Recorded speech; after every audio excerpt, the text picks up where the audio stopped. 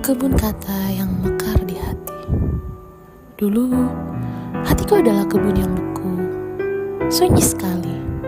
Semua ide, semua emosi yang meluap, kusembunyikan seperti benih yang takut disentuh tanah.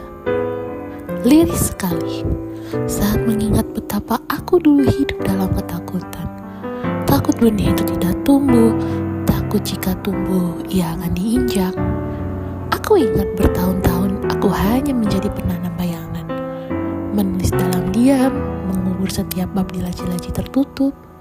Aku yakin kata-kata yang kurangkai itu beracun, atau mungkin terlalu kerdil untuk disandingkan dengan pohon-pohon raksasa milik penulis lain. Penolakan itu bukan hanya dari penerbit, tapi dari diriku sendiri.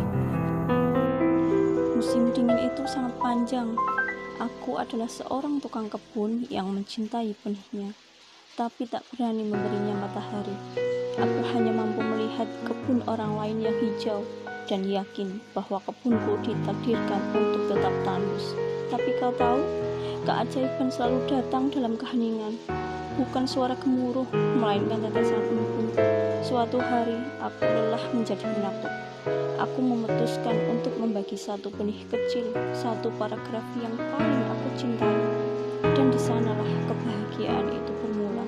Ia tidak datang dari pujian, tapi dari respon sederhana. Aku pernah merasakan hal yang sama. Seketika, kebun buku itu retak. Aku menyadari benih-benihku tidak sendirian. Ada benih lain di tangan-tangan yang tak kukenal, yang juga takut disentuh tanah.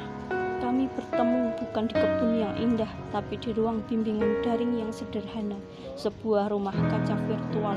Kami saling berbagi air, berbagi senyum.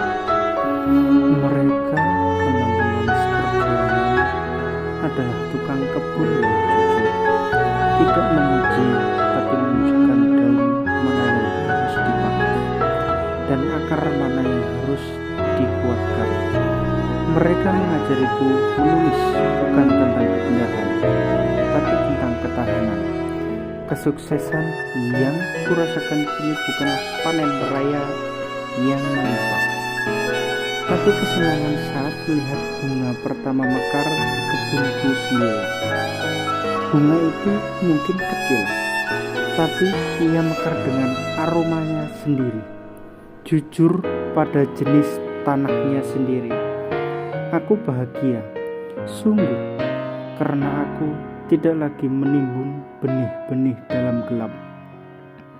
Aku telah belajar, dan kenangan perjuangan itu adalah kompos terbaik.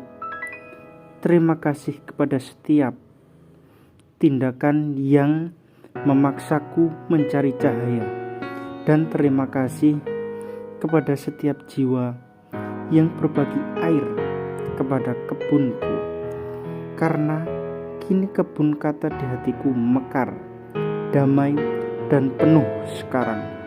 Setiap kali aku mengetik kata pertama, rasanya seperti menanam. Aku tidak lagi peduli apakah ia akan menjadi pohon besar. Yang penting ia tumbuh, ia bernapas.